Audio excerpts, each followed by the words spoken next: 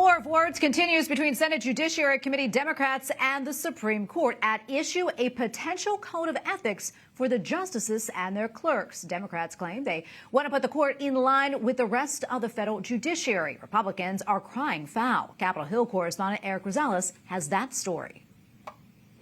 Good evening, Tracy. Democrats are angry about the court's decisions on a variety of issues, including abortion, voting rights, and gun control. They also charged the justices with ethical violations. Justice Samuel Alito told the Wall Street Journal that Congress should stay out of the court's business.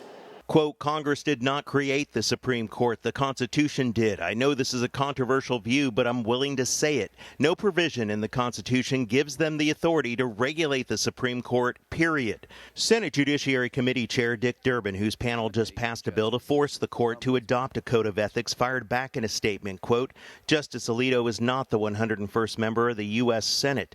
The ethical conduct of Supreme Court justices is a serious matter within the committee's jurisdiction. Ensuring ethical conduct by the justices is critical to the court's legitimacy. If the court does not act on ethics reform, Congress will. Committee Republicans accuse Democrats of continuing a long-time effort to put the Supreme Court under the control of Congress and influence decisions. This long campaign of intimidation and harassment is designed not to treat it as a co-equal branch of government, not to build and maintain public confidence in some of our most important institutions, but rather to make it subservient to the will of Congress.